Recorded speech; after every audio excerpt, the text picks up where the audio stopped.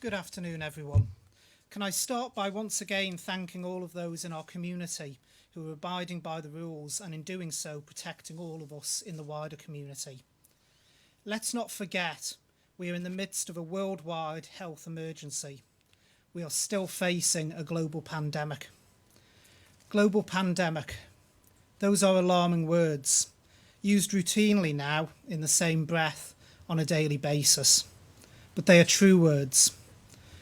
COVID-19 remains an imminent threat to life, and we must continue to do everything possible to keep ourselves and others safe. We do this by breaking the chain of the infection through staying at home, observing social isolation rules, only making essential journeys, and taking one period of exercise each day. As part of our continued response to the virus here in our Ireland community, the Lieutenant Governor yesterday signed a new proclamation extending the state of emergency in the Isle of Man to the 15th of May. On to today's latest figures. The total number of tests undertaken to date are 2,316.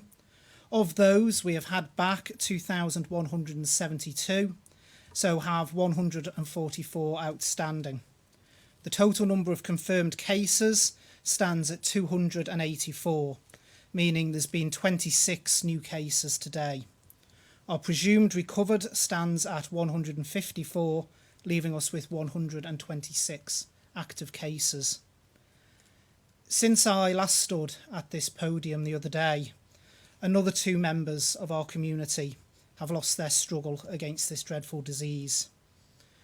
One of those who lost their heroic struggle against COVID-19 was Brendan Maxwell. Brendan was a taxi driver on the island for nearly 40 years. All that knew and met him loved him and his wonderful warm personality. He will be remembered by his family as a wonderful husband and father to his 4 children, of his wonderful husband and father to his 4 children, and a much loved granddad to his 2 grandchildren. And he will be deeply missed by all his family and friends. Having spoken to the family, the best way we can honour the memory of Brendan and all those who have lost their lives is to continue our fight as a united community against this disease, and no matter how difficult it may be, by continuing to follow the medical advice. As our 21-day lockdown period is extended for another week until the 23rd of April, we pass a landmark of sorts. I should make it clear that all restrictions over the past 3 weeks remain in place, but it is a good moment to reflect on what's been achieved across the board. Our health and care services have adapted, prepared, and are coping brilliantly with the most extraordinary challenges.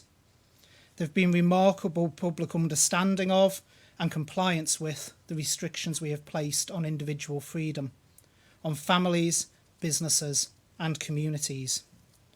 Innovation, adaptation, flexibility, resilience. We've seen these qualities displayed every day in a myriad of situations. We have all had to dig into our reserves of tolerance and patience. It is a very trying time, but to see such a huge collective effort being undertaken in good spirit is so heartening. Thank you to everyone for being part of it. We knew from the start that this is a long game. Tolerance and patience have rarely been such essential virtues for daily life. That is especially the case for returning residents. The first group of Manx residents who were stranded in the UK or abroad when the borders closed returned last night. There has been a great deal of interest in this process, which is understandable as we've never attempted anything quite like this before.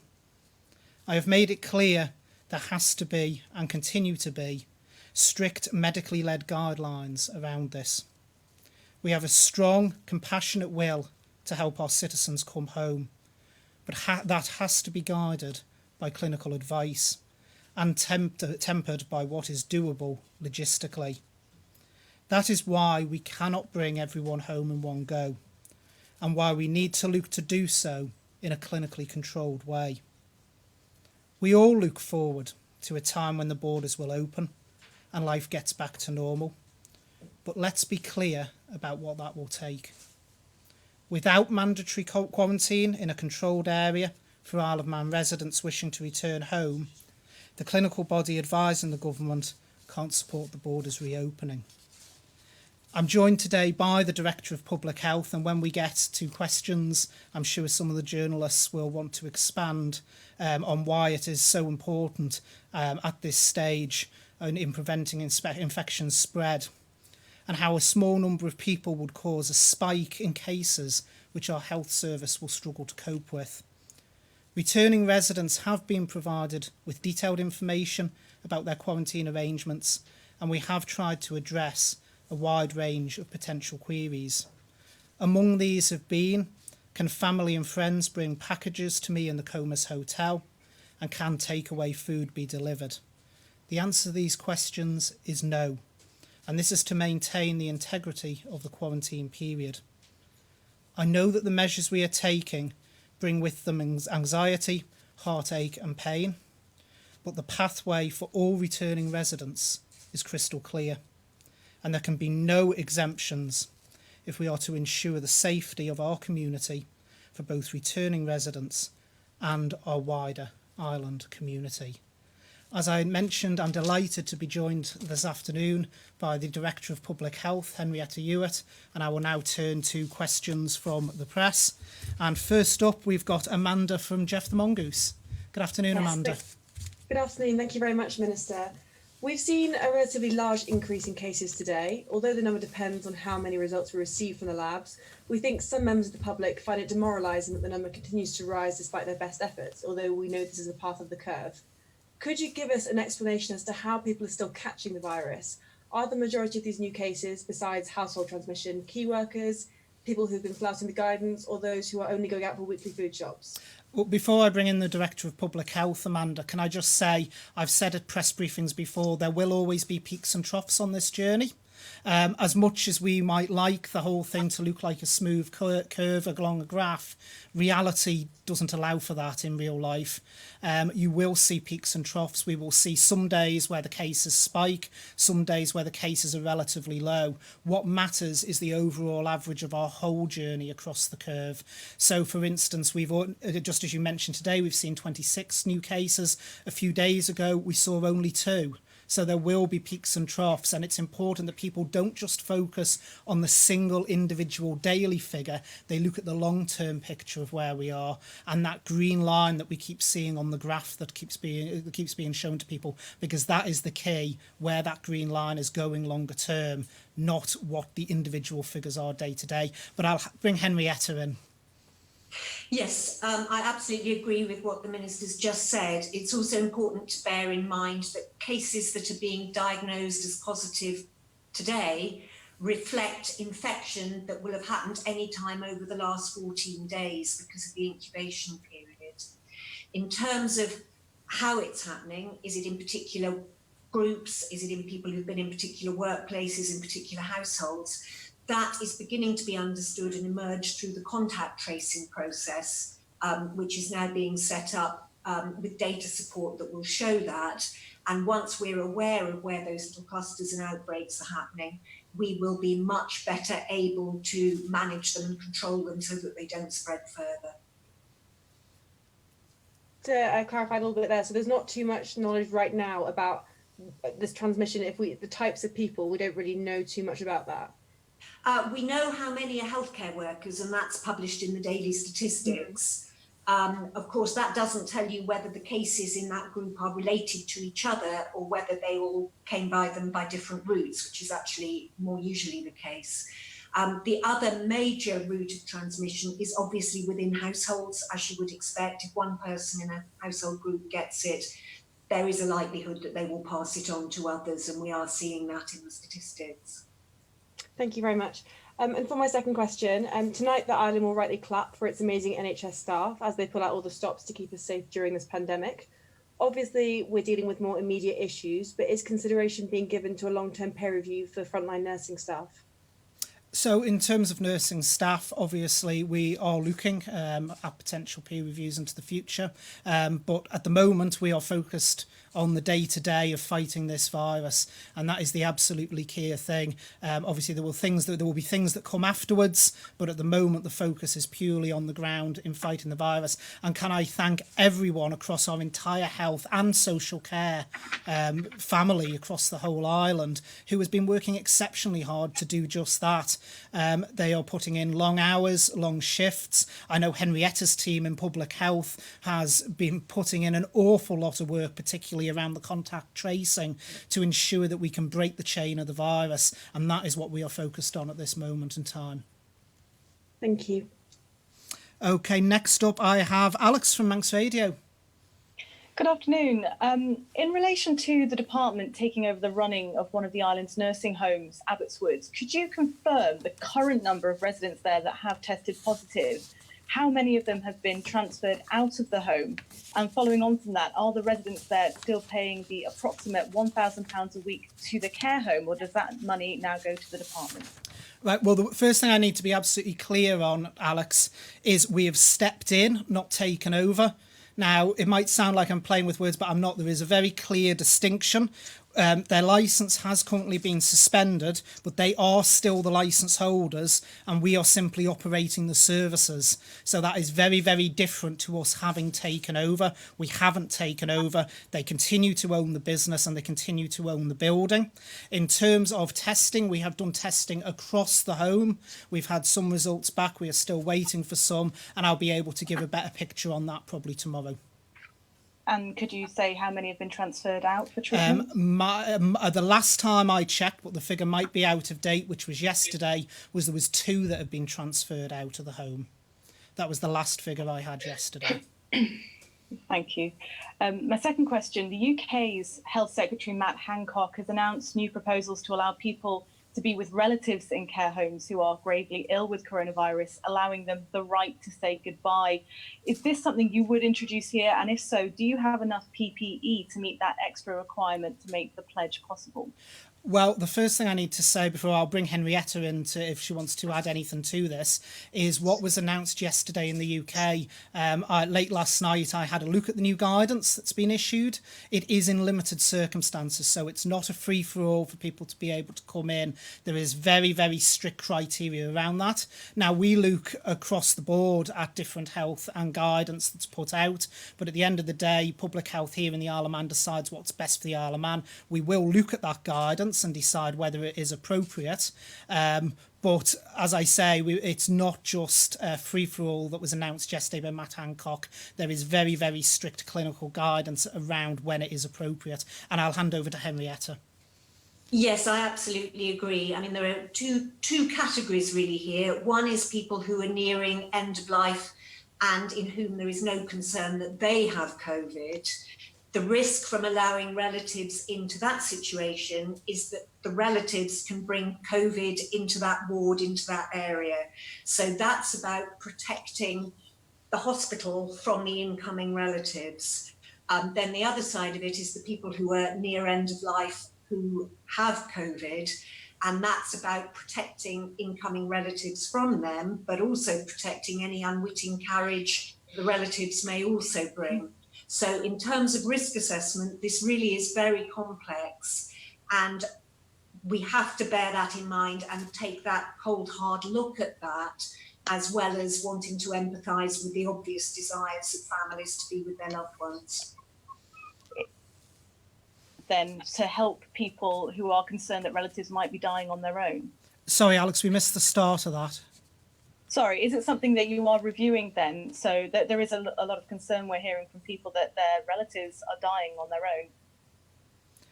We review all guidance. We constantly are looking at our guidance. I think I've been at pains at almost every press conference I've done, and there's quite a few now, that we keep all of our guidance under review constantly.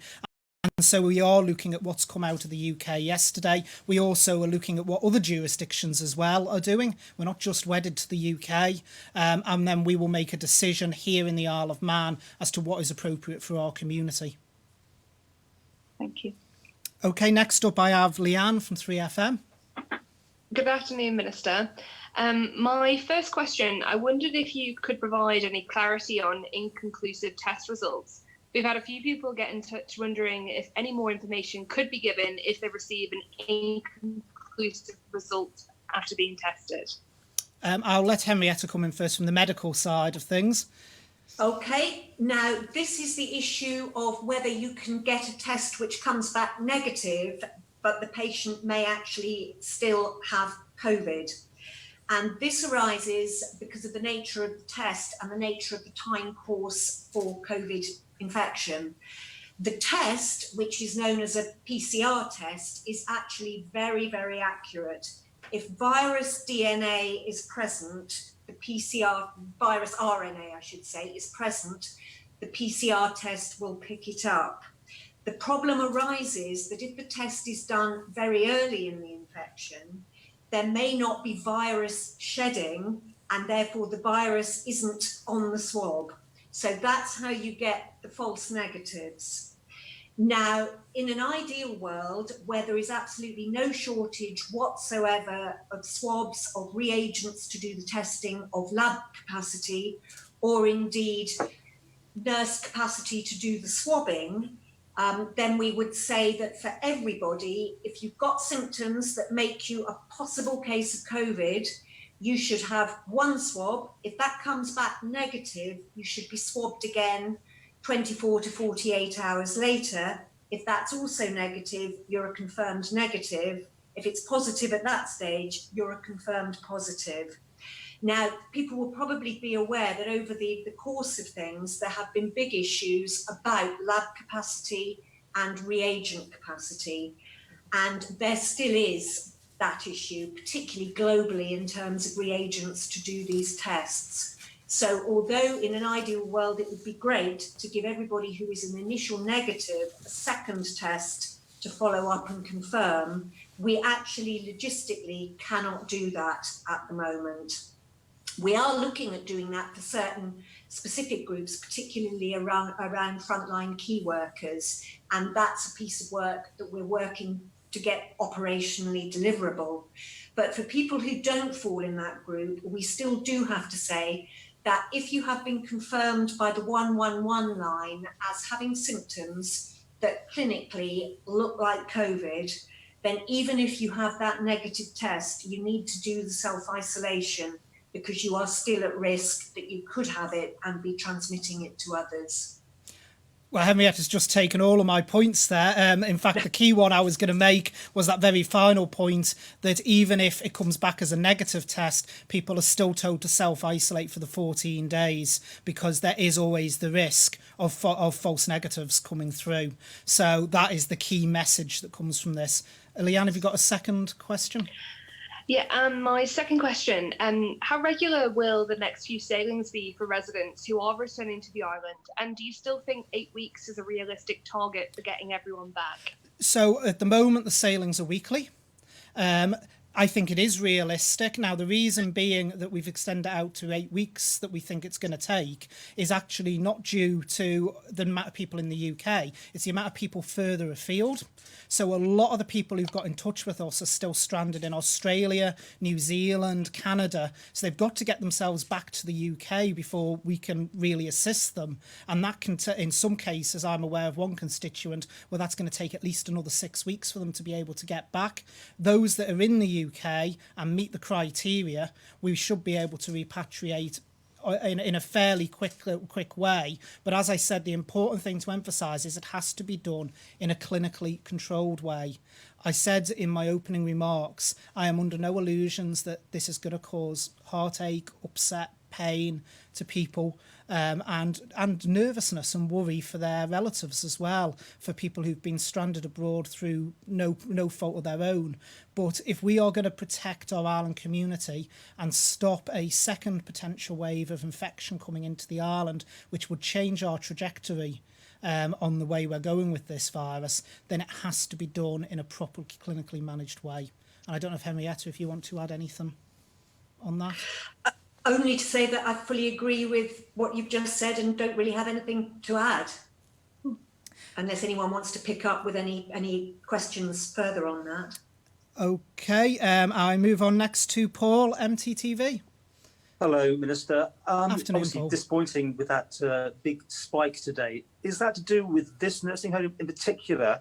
And what are we now? This comes up obviously a few times, but where are we now with other nursing homes? Because the UK is now saying it's massively underreported. This virus is going around and not coming back on official figures. Your take on that? Well, firstly, I've got to say our testing regime has been very different to the UK. The UK stopped community testing effectively and went to testing just people who were hospital admissions. We've continued with our community testing. Also, we are now looking, as I think was explained at a previous press briefing, in fact, the last time I was here with Catherine 2 days ago, it was that we are actually reassessing our testing regime. We're looking at doing testing around key workers. We're looking at the testing around care homes.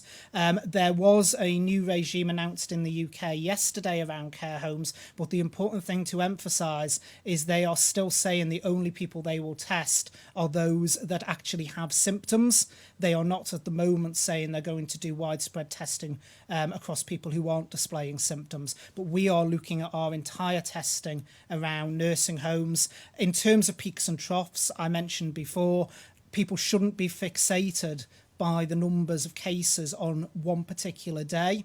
What people need to look at is the overall trend data that is available on the website. It's the green line on that graph, and that shows our trajectory of travel. Like I said, in an ideal world, we would see everything as a lovely smooth curve that we just follow along. But in the real world, that doesn't happen.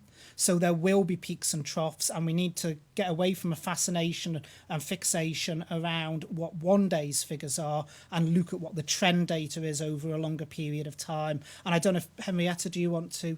Underreporting, I guess, is probably my question there. Do you think we are underreporting our numbers? I mean, I to be honest, I think unless you tested every single person in a jurisdiction, there's always going to be some level of underreporting in every jurisdiction around the world. We are actually, if you look at the figures today, it's quite interesting that I was speaking to some officers earlier, and if you actually compare it, we are the 9th best jurisdiction now in the world for testing. Now, as a small island in the middle of the Irish Sea, I think that's absolutely phenomenal that we've actually managed to get to that position. I don't know if Henrietta wants to come in at all.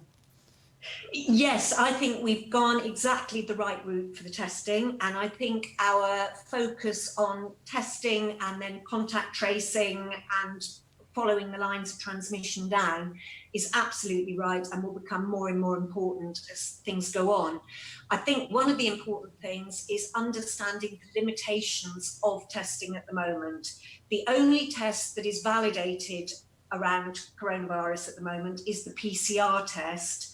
That measures virus that is being actively shed when the test is done. So it answers the question, is this person infected now?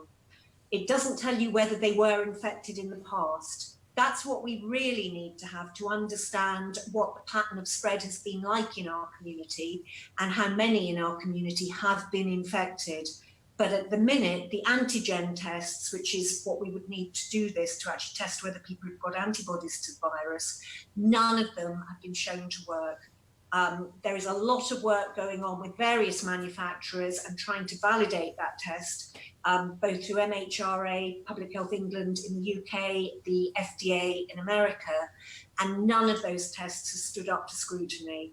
And that's really important to understand because, as Professor Whitty, the CMO across, has said a number of times, the only thing worse than no test is a bad test. So we don't want to go down there. So coming back to the point about nursing homes, what we need to do is have a real good early identification system for suspect cases. So any nursing home residents or indeed staff who have symptoms that could be COVID, we need to have them identified to us as soon as possible and get them tested. But at the minute, the utility of doing PCR testing on nursing homes where there are no people with symptoms is really not shown because, you know, if we find that there are no cases there today, well, that's all that tells us. It doesn't then tell us, well, should we test again tomorrow and the next day and the next day, which actually is logistically impossible. So, you know, what we really rely on is the very early identification and flagging to us of people who may have symptoms. And just to again come back to the Abbotswood example where cases have been identified, we have gone in and we have basically tested the entire home. Okay, well, we're going to have this big day on Monday when we get our own testing system put in. Obviously, that leads to the point that you can have more tests. Have you got an ideal amount you want to raise it to? And you obviously keep your eyes on the Channel Islands where Jersey has decided they're going to test everybody, maybe with a kit that hasn't yet been signed off. But what's your approach going to be once we can test here? Well, Paul, just in relation to Jersey, you're talking about the antibody test, which Henrietta was just referring to. That seems to have gone quiet again now. I'm not sure if Jersey is now going to go down that route after what the UK was going to go down that route as well, until they did the testing around that. And many of those tests that came back, I believe it was less than a 30% accuracy during their trials, which from a clinical point of view is completely unacceptable. And that is, so I don't think Jersey's now going down that route, because that was the test they were planning to do for absolutely everyone. So what's important to remember is, in terms of the testing, the facility we hope will be up and running on Monday. As Catherine said, that is due to final checks being done tomorrow, which will then allow us, if they come off okay, to open the testing centre on Monday. And our capacity then, we expect to be round about the 200 mark per day in terms of testing. So there will be no waiting list then, presumably, eventually? Well, as I think Catherine mentioned when she appeared with me at the press conference the other day, we are already starting to see a drop-off in terms of the numbers going through 111 and community testing, and that is allowing us to repurpose our testing around key workers and other things that we want to do in the community. But like I say, I think one of the key messages, which I just put out there before, is we're a small island in the middle of the Irish Sea, and we're the 9th best in the world in terms of testing. So we really are taking on board that message that has been put out time and time again by the World Health Organization, that it's all test, and trace. That's the key to this virus. Have you got a maximum you can actually test in a day once it's up and running? Was that one of those things you'll have to wait and find out? So, like I say, 200 I would expect, because 200. You've still got to have all the swabs spun, etc., and be processed through. So we'd expect our max capacity to be 200. You've got all the equipment? We have got the equipment on site. We have had a lot of logistical support around that. And like I say, the final tests are now being done so that we can set everything to live, assuming those tests come back properly on Monday. OK, next we have Josh from ITV. Thank you, Minister. You've said previously that the process to decide who is chosen to come back to the island is random. I've had an individual contacted me saying he's travelled back to the UK from his holiday. He just missed the boat. He's staying with his mother, but is now ineligible to travel back to the island because he's staying with family. Can you clarify if that's now the rules, and how random is this process on who is prioritised to come back to the island? If we get more applicants than there is spaces on the boat, then it will be done by a draw. I should emphasise, on the first sailing of the people who were in a position to travel back, there was 29 on the boat, and I believe the maximum capacity could have been 33, but of the people who completed the form to the deadline of that sailing, there was the 29. That individual, the regulations were unanimously amended in Tynwald on Tuesday to remove the piece about staying with relatives. So that person, assuming that is the sole reason and the sole criteria as to why they couldn't travel, would now actually meet the criteria. So I would suggest they get back in touch with the Cabinet Office around travelling. So although the draw is random, there is still a criteria people have to meet. That is not having left the island after the border closure was put in place. That is passing the health check, obviously, that is going to be done before they travel. And it is about ensuring that they're fit to travel. Okay, thank you. And my second question, there still seems to be some confusion with protective masks as new information comes out. Although we've been told they can't 100% guarantee protection, are they still better than having no mask? I appreciate it depends on the mask itself, but generally, wouldn't it be better to cover your mouth at all times if you're going out, given we see many workers out doing their jobs wearing them when you go out and about? Well, one of the things that's very important is that we make sure that masks don't in themselves become a spread of infection. People need to know how to apply and remove masks correctly. There's been studies done around the world that have shown that they don't really have that much effect unless it's someone who's already diagnosed with COVID-19 or it's someone who's caring for someone with COVID-19. droplets can get caught in the mask, either from the person wearing it or if they've picked it up from somewhere else. If they then touch that mask, they've got it on their hands and they may transfer it elsewhere. The mantra we have had here in the Isle of Man has been around catch it, bin it, kill it. If people start using masks, such as reusable masks, particularly homemade ones, and they are not cleaning them properly, the infection is spreading, then actually our mantra would turn to basically being catch it where it spread it, if people aren't using masks correctly. But one of the interesting things is different countries around the world have taken different stances on this. But certainly one of the most interesting ones I found was Japan. Because Japan has and a lot of the Asian countries have a long history of wearing masks in their community, mainly around pollution. But actually the advice I found last night in relation to masks from the Public Health Authority in Japan is basically that they advise you should only wear a mask if you have symptoms. The effectiveness of wearing a face mask to protect yourself from contracting COVID-19 is very limited. And if you're in an open air or large space environment, the use of a face mask is not effective. So, and that is actually from a country where they have a tradition of people wearing masks in public. Personally, I would, if we were going to mandate the wearing of masks, I would want to see the medical science behind that before we went down that route. But I'll bring Henrietta in. Yes, absolutely agree with what Minister's just said there. There have been several extensive evidence reviews into the use of masks published just in the last week by the World Health Organization, by the US Centre for Disease Control and the European Centre for Disease Control. And the evidence that wearing a mask, either a medical grade mask or a simple face covering type mask, can protect the wearer from infection simply is not there. There is absolutely inadequate evidence to support the hypothesis that wearing a mask will protect the wearer from infection from others. There is a very small amount of evidence from studies around transmission of influenza virus that indicates that wearing masks, including simple face coverings made of cloth, textile, paper, etc., can potentially protect others from unwitting transmission by the mask wearer. And that is quite important in the COVID situation because there is increasing evidence that people can spread the virus even if they have no symptoms. Some people we know can have the virus and never have symptoms, never have the actual disease. Others may have the virus and be pre-symptomatic for a few days before they actually develop the symptoms. So actually wearing a simple face covering, not a medically standardized mask, can protect others from unwitting spread by us. And that is something that we're looking at as to whether we should provide some guidance around that.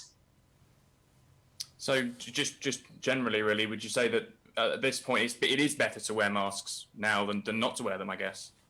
I think we have to be very clear why we're doing it. As an individual, a decision to wear a mask is actually an altruistic one.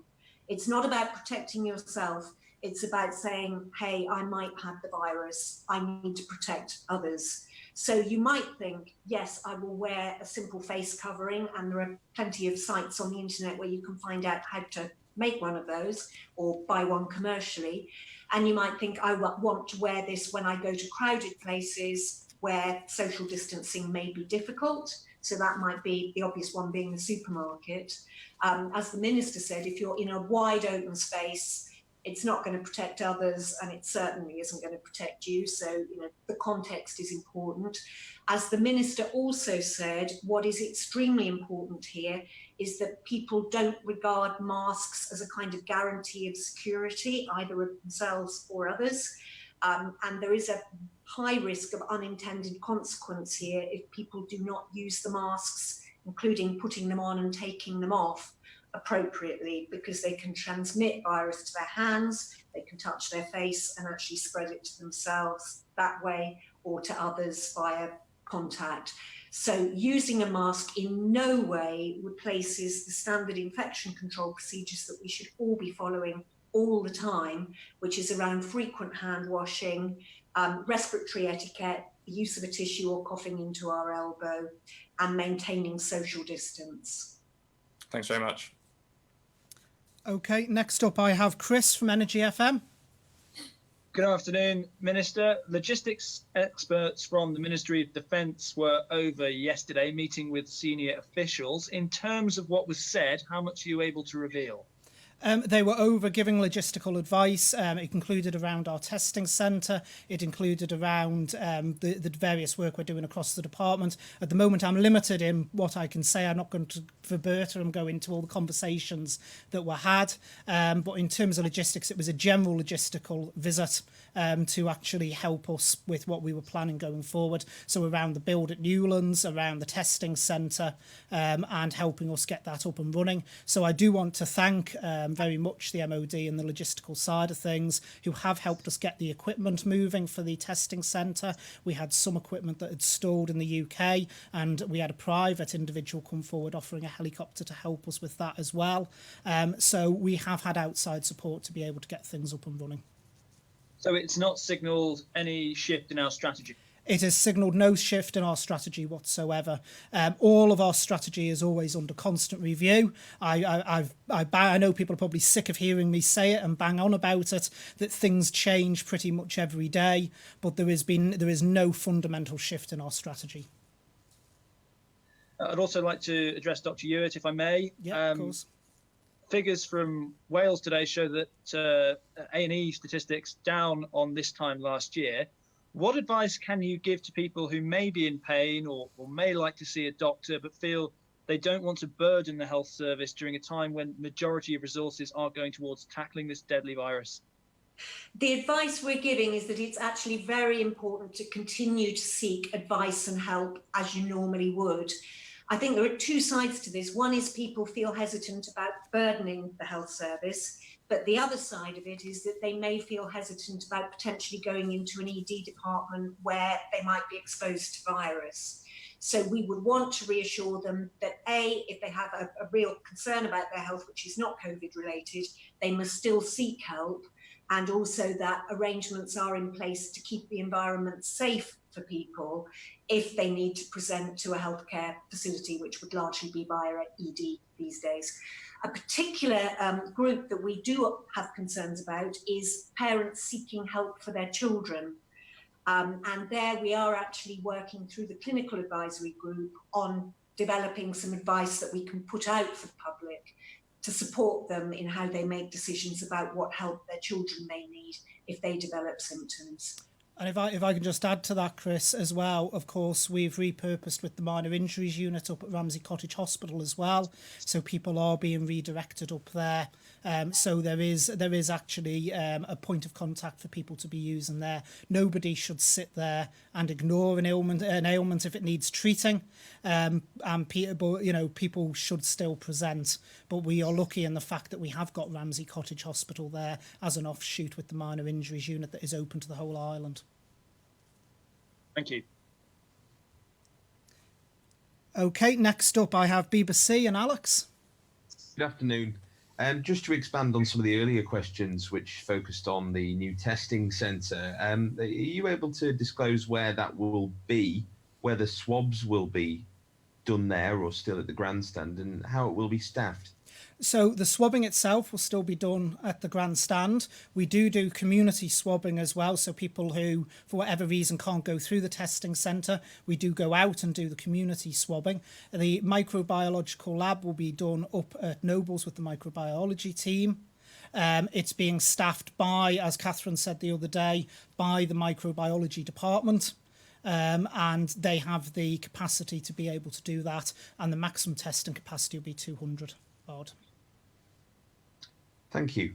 And just to expand, actually, just to move away and touch on a slightly more philosophical point, you touched on the necessity for innovation there and how we've seen some amazing innovation in the island's private sector.